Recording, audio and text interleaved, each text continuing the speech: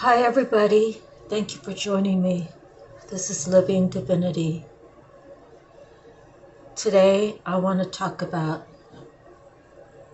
1,000 swords.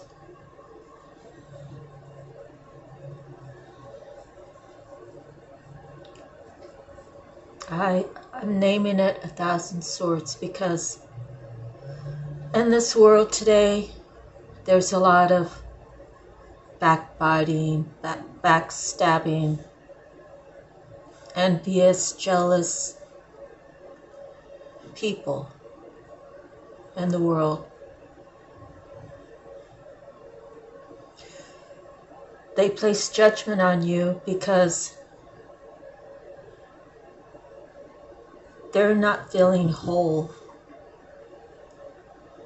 Hurt people really do hurt people.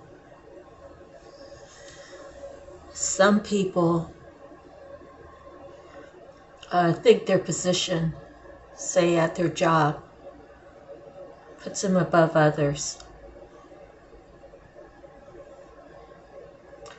I was blessed to have had a business my now ex-husband started in 2009, and we worked it till 2019. I didn't join him until 2011 on the job. The thing is, people don't know where the person they're talking about, where they've come from, what trenches they've dug, how they maneuver, how they've maneuvered throughout their lives.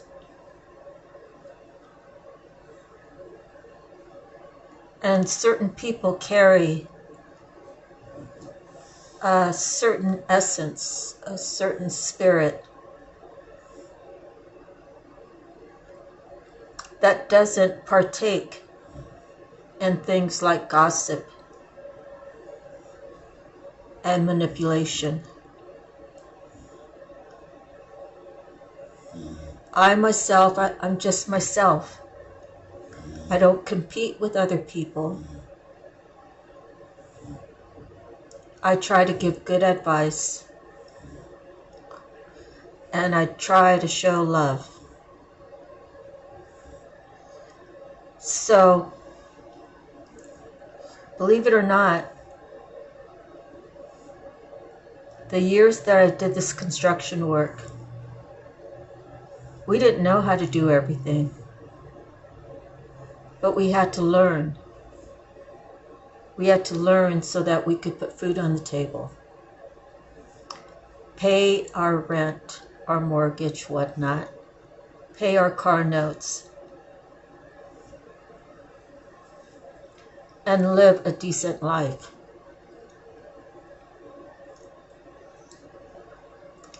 Now, I used to be a giver, and I still do give.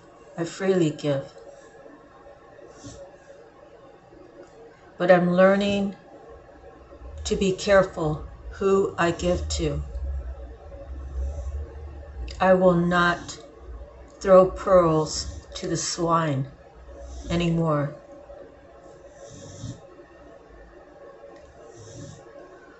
A 1,000 swords in my back. Thank God I always had God with me. Through my generations, through my lineage, through my family, through my heritage. I was taught very well about God from my grandmother. People did call her crazy. People did place judgment on her. And as a kid, I really couldn't speak up. But in my mind, I said to myself, why would anyone talk about Grandma like that?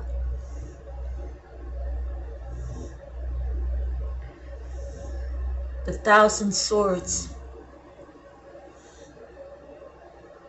that were placed upon me throughout my lifetime.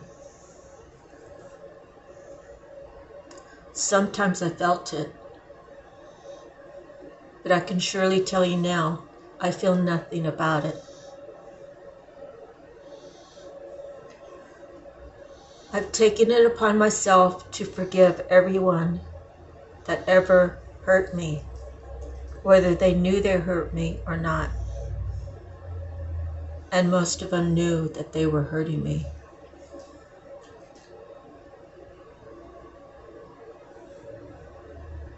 I came back to my hometown a few years ago.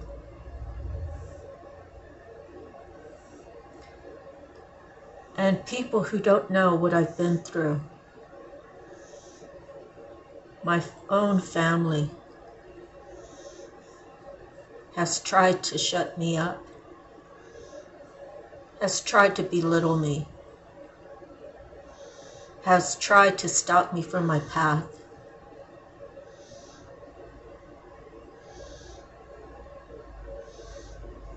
The thing is, in Hawaii, I ran into a group of, I don't know what to call them, but I can tell you one girl, I looked in her eyes, I saw nothing. I dismissed that red flag.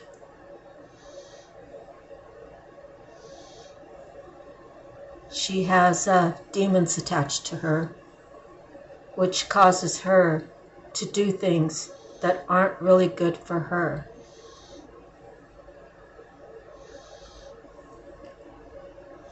Working your way up the ladder, doing dirty deeds. Can you imagine?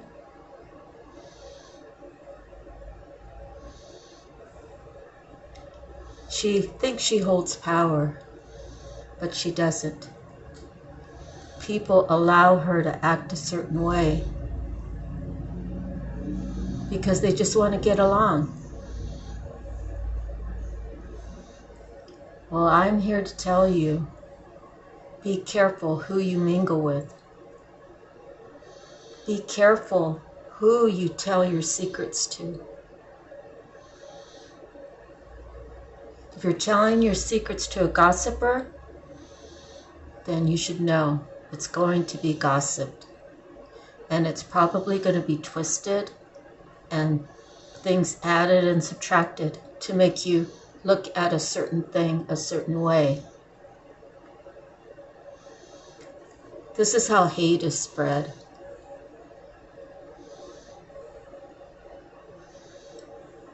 And believe me, when she came up to me and made some sort of comment that she likes women too, I had to let her know that I'm not interested. I said, "Oh, that's nice," and I made a right-hand turn. Didn't have anything else to say to her. That rejection caused her to start a hate campaign against me.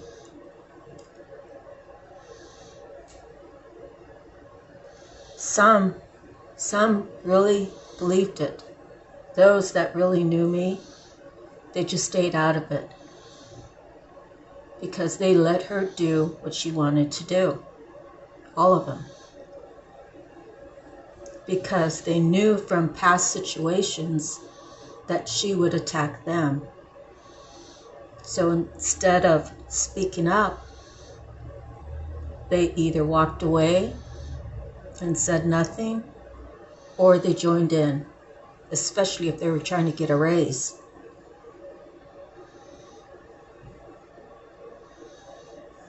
I was blessed to own my own business with my now ex-husband.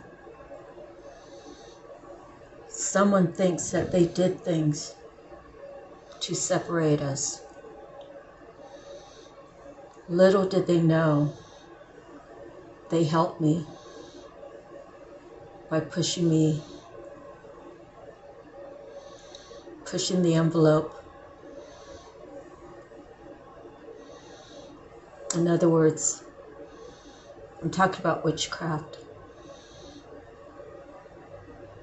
Somebody was throwing spells my way, which added fuel to the fire I already had at home. And there came a time where I wanted to kill my husband, and I had a choice. And you probably already heard that part. I had the devil on one side saying, go in the kitchen and get the 2 biggest knives and cut them up, you'll feel so much better. And the right shoulder had an angel saying, go for a walk. And God walked me out of his life. Now this woman is a Jezebel. She has Jezebel spirits within her. I pray that people will see what they need to see. I pray people will pray for themselves to be protected from her.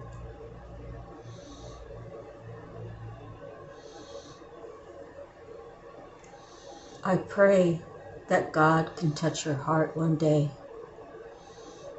But right now, she's a Jezebel. And the craziest thing is, when I started paying attention to my intuition, first time I saw her, I just, in my mind, I was like, wow, she's kind of weird. Like, our energies did not match. They weren't even close. And then the next time I saw her, she was walking with her boss. And in my mind, I looked at her, but in my mind said dick sucker.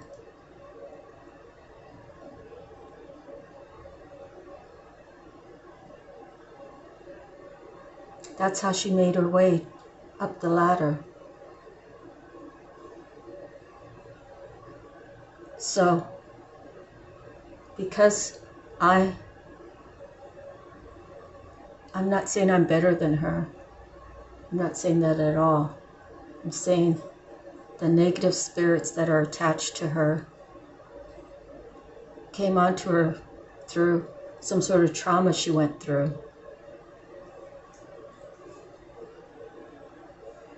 I don't hate her, but she sure hates me.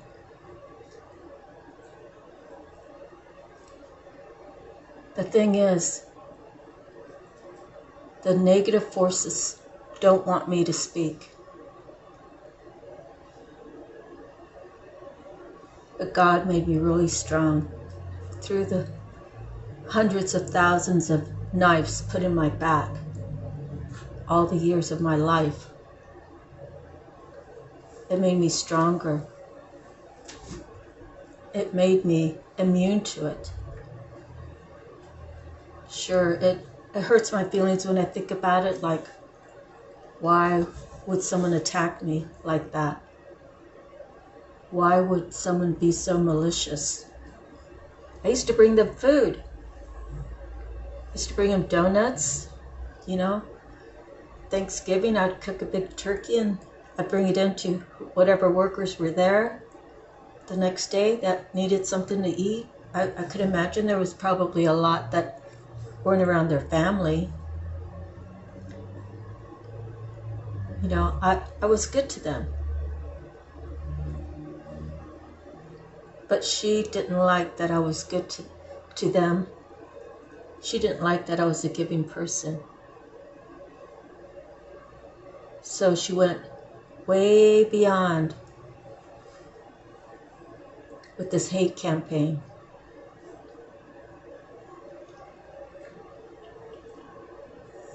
And there are people involved that I truly care for, but I can't help them see. I can tell them, but if they don't believe me, then I just have to let them go through it and hope they never cross her.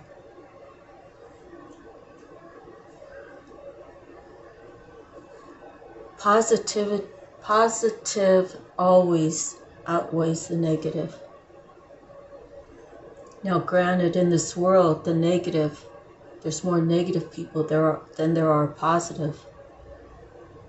But the positive, the power of love, the power of God will always win. So, I talk about vindication. You know, I don't wish bad things to happen to people, because I know about karma. I've learned about karma. I've seen it happen in front of me. When someone says, "Oh, I wish I had your life. My husband doesn't do this and he doesn't do that. Like, what good is he?" And I'd say, "Don't say that." I said, look around, look at everything you have. You have your family, you have kids, you got grandkids. You're even a great-grandmother. Why would you say that? And she was really speaking about it. Her husband, what good is he? And a few months later, he had to have open heart surgery. So you see, you got to be careful what you speak, because your words are powerful. Your words are very powerful. So I say to God, "God, please keep me humble. Please give me strength. Please let me be committed to you, and you show me the way."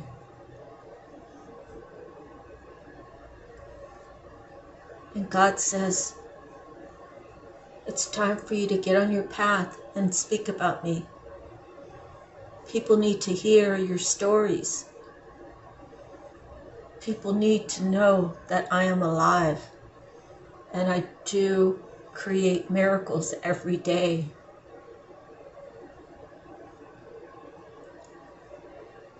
God protects me. I tell all the time that I'm divinely guided and protected. And I believe it because it's true. Every time I ever came close to getting hurt physically, God did not allow it. It's not my time.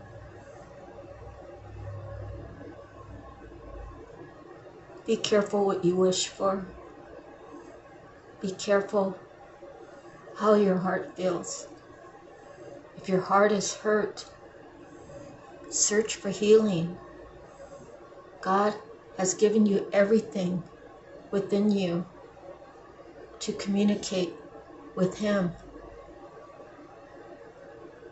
He knows your heart. He knows your heart.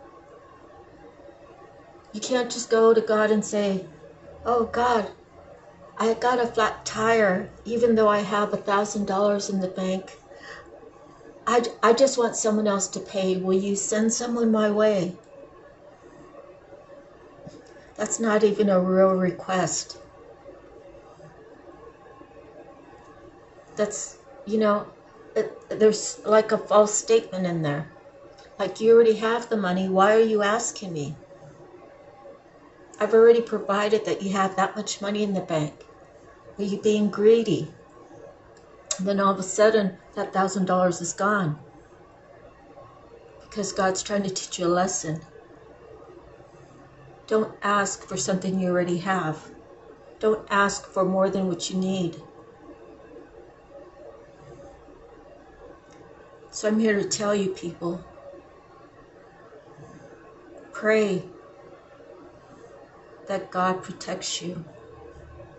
Pray that God gives you discernment. Pray that God gives you a healthy mind, body, and soul.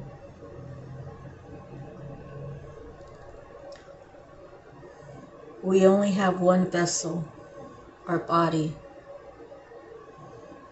We have to take care of ourselves, our mental health, our spiritual, our soul, our physical body. We have to do the best to take care of what we have. So the thing is about me, this year I'll be 62. Most people think I'm in my early 40s, 48 at the oldest probably. Because Grandma taught me to just love. Just love. It takes so much energy to hate. It takes so much energy to be obsessed. It takes so much energy to wish bad upon another person that it sucks the life right out of you. Because that's karma. Always pray for the well-being of others, even if they've hurt you. Always pray that they'll have better days.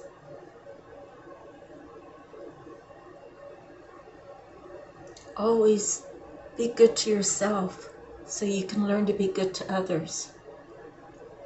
If you don't see your self-value, how can you value anyone else?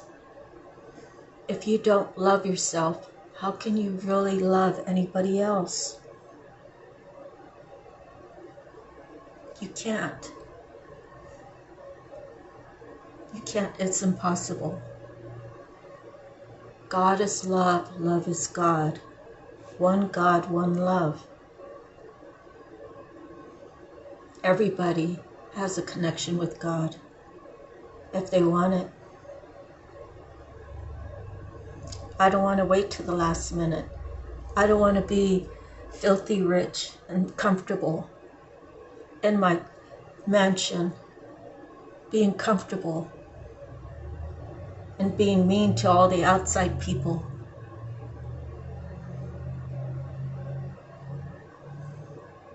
When you live like that, when you live like high maka, when you live like you're uppity and you treat people badly, the devil likes it. The devil likes that you're performing for him. And you might have a whole bunch of worldly things and be nice, comfy, and cozy and have all the wants and desires of this world. Why would the devil bother you? The devil's going to let you live the way you're living because you're living for him. You don't mind throwing swords, stabbing people in the back, doing bad things to achieve more. The door's wide open for you to call for God. And if you choose to not wake up when it's time for God to call you, well, that time of repentance is gone. Don't let that happen to you. Learn to teach your children well. Learn to teach your children about love and self-love. Learn that love is the most powerful force in the world. And those 1,000 of swords that people try to put in your back, you're not even going to feel it. You're going to laugh at the devil. And you have every right to, because the devil is a liar. He's false. He wants to entrap you. He wants you to get addicted to drugs or sex or whatever worldly thing that is. He wants you. He wants you to rule his world with him, but not me. When you tell me I can't do something, thank you very much, because that makes me work that much harder. That makes me, puff my chest out and say, ha, the devil's a liar. Watch me. Watch what I can do now.